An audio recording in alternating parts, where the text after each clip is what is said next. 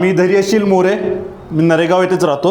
संध्याकाळी असंच एकदा मी माझ्या मुलीला दवाखान्यामध्ये घेऊन जात असताना जस्ट जाता एक बोर्ड बघितला, के सिंग ट्रेनिंग सेंटर, आणि हजारो लोकांच्या समोर बोलायला. हा बोर्ड बघितल्यानंतर मी मुलीला दाखवलं. जाता जाता इथे आलो. सरांची चर्चा झाली. सरांचे बोलणं किंवा सगळ्या गोष्टी म्हणजे एक प्रभाव पडला माझ्यावरती. मी सेकंड डेलाच मी ॲडमिशन घेतलं आणि जॉईन झालो. आज माझा 15वा दिवस आहे क्लासमध्ये. मी इथं यायला सुद्धा मी घाबरत होतो. स्टेजवरती येऊन बोलणे किंवा कॉन्फिडेंटली बोलणं आधी म्हणजे असं ततपप व्हायचं. अजिबात कॉन्फिडन्स नव्हता किंवा बोलू शकू आपण असं कधीच वाटत नव्हतं.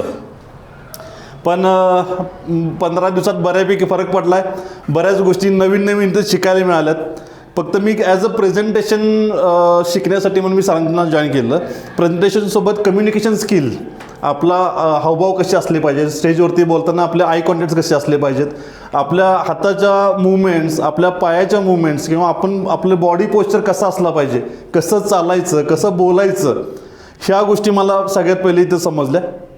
त्याच्यानंतर कम्युनिकेशन स्किलसोबत मला इथं बिझनेस स्किलसुद्धा शिकायला मिळाल्या. म्हणजे मी कधी इमेजिन केलं नव्हतं की मला माझ्या ह्या गोष्टी म्हणजे अननोन होतो मी, किंवा फक्त कम्युनिकेशनसाठी आपण आलो आहे किंवा पब्लिक स्पीकिंगसाठी आलो होतो मी. पण इथं कम्युनिकेशन स्किल्स शिकलो. बिझनेस स्किल्स मला इथं येऊन बऱ्याच शिकायला मिळाल्या. म्हणजे अगदी तुम्ही कसं एखाद्याला प्रेझेंट होता किंवा एखाद्या मिटिंगला जाताय किंवा तुमच्या म्हणजे सामाजिक क्षेत्रामध्ये तुम्ही ज्यावेळी वावरताय, कसं बोलताय किंवा कसं तुम्ही लोकांची एंगेज करताय, तुम्ही एक्झिट कसं करताय, ह्या गोष्टी मला शिकायला मिळाल्या. त्याच्यासोबत आपल्या कामातून आपली इमेज कशी तयार होते, म्हणजे how to connect with world, हा एकदम युनिव्हर्सल टॉपिक सगळ्यात पहिले आम्ही डिस्कस केला. आणि हा म्हणजे प्रत्येक गोष्टी तुम्ही कुठलंही काम करत राहा, तो तुम्हाला लागू राहील. त्याच्यानंतर प्रेझेंटेशन स्किल्स असतील, आपली पर्सनॅलिटी डेव्हलपमेंटवरती आमची चर्चा झाली. पर्सनॅलिटी तुमची कशी असायला पाहिजे, तुमचा ॲटिट्यूड कसा असला पाहिजे, तुमचं कम्युनिकेशन कसं असलं पाहिजे, तुमच्या हावभाव असतील किंवा तुमच्या चालण्याची, तुमच्या बोलण्याची किंवा तुमच्या उभं राहण्याची स्टाईल कशी असली पाहिजे, ह्या गोष्टी मला इथे येऊन समजल्या. त्याच्यासोबत आज नवीन अजून गोष्टी शिकतोय.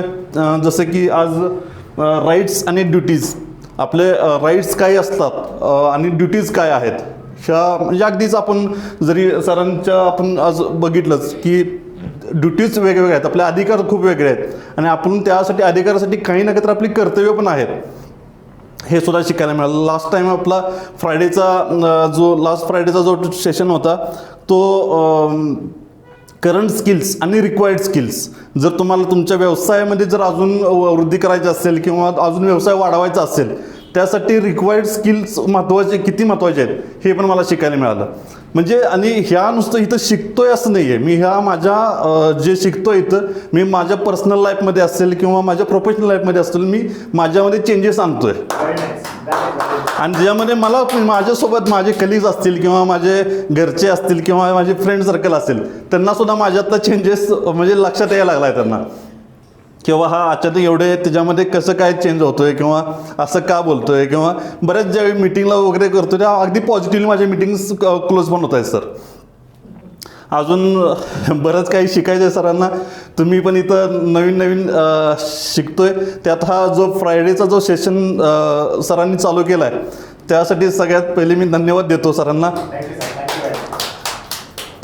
तुम्हाला पण सगळ्यांना पुन्हा एकदा प्रजासत्ताक दिनाच्या शुभेच्छा देतो.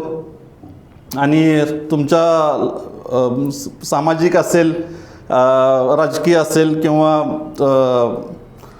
प्रोफेशनल लाईफमध्ये तुम्हाला सक्सेस मिळावा ही अपेक्षा इथं व्यक्त करतो आणि इथे थांबतो. धन्यवाद. जय हिंद, जय महाराष्ट्र.